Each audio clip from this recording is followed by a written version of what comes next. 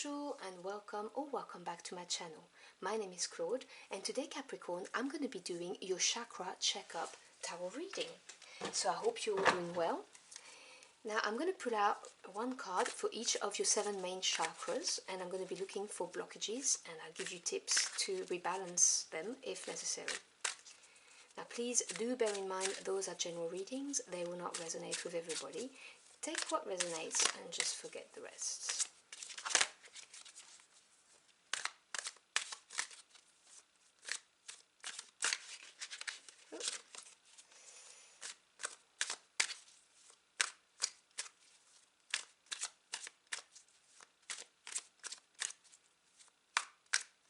Okay, I think that's about right. So for your first chakra, you have the 3 of Cups. That's interesting because Virgo had this very same card in their first chakra. So if you've got Virgo in your chart, you may want to check this out. Second chakra is the 9 of Swords. Third chakra is the 7 of Cups. Fourth chakra is the 6 of Swords. Fifth chakra is the Ace of Swords. Sixth chakra is the 8 of Cups. And the final chakra is Death. Okay. So we start at your root, which is the center of where your survival instincts are stored, how you attract prosperity and abundance, and generally speaking, how safe you feel in the world. And you have the 3 of Cups. This is a beautiful energy to have in this chakra, because 3 is the number of growth and expansion, and Cups represents the emotional realm, so your relationships, your feelings and emotions, also your intuition. The 3 of Cups talks about feeling happy, socializing, working in harmony with people, just generally speaking, really getting on well and having something to celebrate. So this tells me that you are feeling grounded in your world and well connected and well supported. And this is genuinely a beautiful energy, because it also talks about feeling abundant emotionally as well, because abundance doesn't have to be financial, it can be many other things.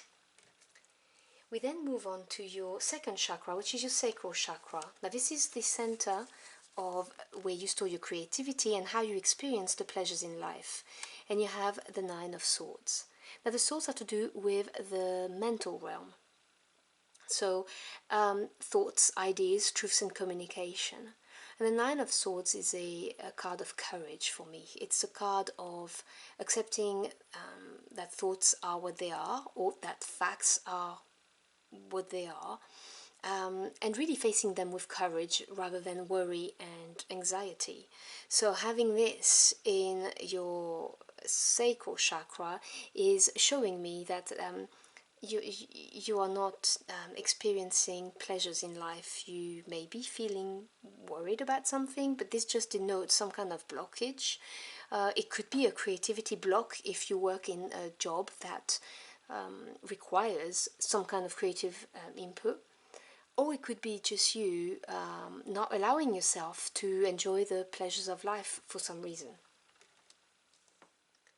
We then move on to your third chakra, which is your solar plexus chakra. This is the center where your personal power is stored, so your physical energy and your willpower to see something through. And you have the 7 of Cups. Now the 7 is the number of advancement, experience, and also self-reflection. And when you combine this with the Cups, which are the emotional realm, it may denote a bit of overwhelm is what I'm getting. You know, when you have a lot of options and you're not quite sure what to do. So your solar plexus, to me, is spinning really, really fast due to the overwhelming feelings that you are getting. Now, obviously, I don't know your life. This is a general reading. I don't know what's going on in your life. But there is an overwhelming energy going on in your solar plexus. We then move on to your heart chakra. which is the center of love, so how you experience it, so how you give it and receive it, and also your centeredness. Now the Six of Swords, okay, so 6 is the number of harmony after having overcome challenges, and Swords is to do with the mental realm. And the Six of Swords talks about moving forward. As you can see, the day is looking brighter. She's moving towards the light, having learnt the lessons, having assimilated some kind of a lesson. So this card shows that you may have had some wounds on your heart, but you have worked on them. You've come to a level of acceptance. You're going through the healing process. It's not completely healed, so it's spinning slightly more slowly, but you have done the main bulk of the work, and healing is coming to you. And that, to me, makes complete sense, because your solar plexus is overwhelmed. So I can see how, if your personal power center is overwhelmed, how you have had to work in order to go towards the light. And in your throat chakra, you have the Ace of Swords. Now the throat is the center of communication, so how you speak, express yourself, and how you listen to others, but also your capacity to express your needs and your truth. And the Ace, to me, are beautiful because they are the seed, the origin of any suit. The swords are the mental realm. This is the sword of truth. This is an epiphany card, generally speaking. For me, this is the haha moment, you know, like, oh, I know I have the clarity that I need. This is you giving yourself the permission to speak your truth. It's a victory. It's a beautiful card. It's you finding the right words to talk to people, or to simply express what you need or who you are. This is, in this reading, I see this as a deliverance sword. It's going to set you free. It's the solution to the block you're having in your sacral chakra. We then move on to your third eye chakra. Now, the third eye is the center of how you see the world, both physically with your eyes and also intuitively with your third eye. And you have the Eight of Cups. Now, 8 is a number of advancement.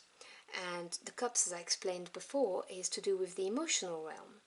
The Eight of Cups, again, you see you have two cards where the character is leaving something behind and going towards the light. And so the Eight of Cups is you realizing that you are not emotionally fulfilled, that there's something better out there, and you're going to go and claim it. You're going to go and look for the Nine of Cups, which is the wish fulfillment card, and even the Ten of Cups. So having this in the third eye chakra is you seeking more, is you wanting more than just what you see physically, is you seeking for that connection to your intuition. So you may have done a lot of work trying to connect with your deep instinct, your intuition, which is beautiful because it's showing progress, advancement. This is one of your chakras that's really growing. It's beautiful. And it's also realizing that you deserve better. And this is all linked to your intuition. We then move on to the final chakra, which is the crown chakra. And the crown chakra is the center where your self-knowledge and the wisdom that you've gained is stored, and also your spiritual connections.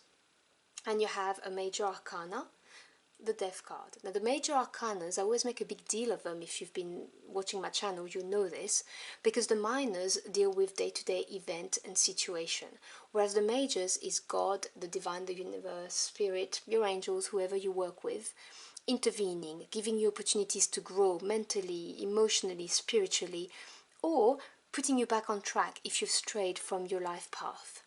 And the Death card, although the name is scary, is not to be feared. The Death card is the permanent end of something, so something better can be birthed. As you can see, the little butterflies here represent the new beginning, the birth of something new. So this is you going through some kind of spiritual transformation, spiritual growth. It's not an easy process, but it is going to be so worth it, is what I'm hearing. This is, you're going to get downloads, you're going to have more clarity, and I'm not surprised to see the death card all the way at the crown, because you have realized that you're not emotionally fulfilled, that you deserve better. You have learned the lessons, you've accepted, and you're going to be speaking your truth and moving forward from a point of truth. There is nothing more powerful than this. So this is something I really like to see, and the death card in this position, and definitely not something to fear. Your life energy, aside from the sacral chakra and your solar plexus, which I will talk about in a minute, it's flowing nicely, it's growing. I can see growth through that, so that's beautiful. So if I look at what needs to be worked on, it's your sacral and your solar plexus. So they're part of the lower chakras, more to do with your physical body. So a way to balance the sacral chakra is to allow yourself to enjoy small pleasures. Start small. A really nice bath with a scented candle. Carve out half an hour out of your busy schedule to do something you really enjoy for you. It may be just listening to music that you love. It may be reading a book. It may be I'm not talking about going online and social media, because that's not what I'm talking about. I'm talking about physical pleasures, things that make you feel good. It may be just go for a walk somewhere. Obviously you can do yoga, you could do a meditation, and all of this is for free online on YouTube. I'm just giving you alternative ideas, things that work for me. I also like massaging my feet. I don't know if you find that strange, but I find that very relaxing. So anything like that could work. Just reconnect with your body and experience things that make you feel good. If there is something you like to eat, treat yourself. I'm not saying do that every day, but that kind of thing. I personally love lattes, so for me that's a treat. I would love to have that, and I would allow myself to experience that. And then for your solar plexus, because it's the center of your personal power, anything to do with abs workout will make you feel powerful, because everything comes from the core. If you have a strong core, you hold yourself better, your posture is better, and you are therefore more confident. So any practice that will develop your abs and make you feel really strong from the core will do wonders, and it will help you recenter yourself when you are feeling overwhelmed. I'm sorry, it's sirens. I live right next to a fire station, and they've been going every single hour this afternoon. Sorry about that. So, physical activity linked to the core. Another thing is writing yourself a mantra that's personal to you and repeating it to yourself, or writing it down several times. So, for instance, something like I am strong and powerful, or I am a confident and talented ... fill the lines. Something that's just yours, that you can write somewhere and you can have a look at it, on sticky notes, anything that works for you. That would really help you with your personal power and tapping into that energy that you do have, so that you can not feel overwhelmed. So that's what I would say. Otherwise, everything else, it's a period of growth for you. It's beautiful. I'm now going to pull out 3 crystal cards. So choose the one that you feel the most attracted to, or you may just want to listen to the 3 messages. It's entirely up to you. Now, if you already own the crystal, put it under your pillow, carry it with you. That would help you connect to the energy of the crystal. If not, you may want to acquire it. You can get them for cheap on Amazon. It's really not expensive. Okay.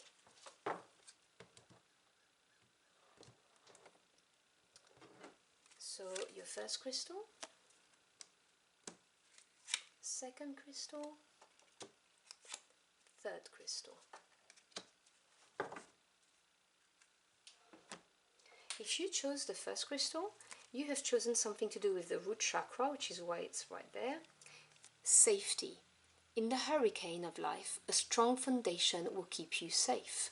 And this is a snowflake obsidian.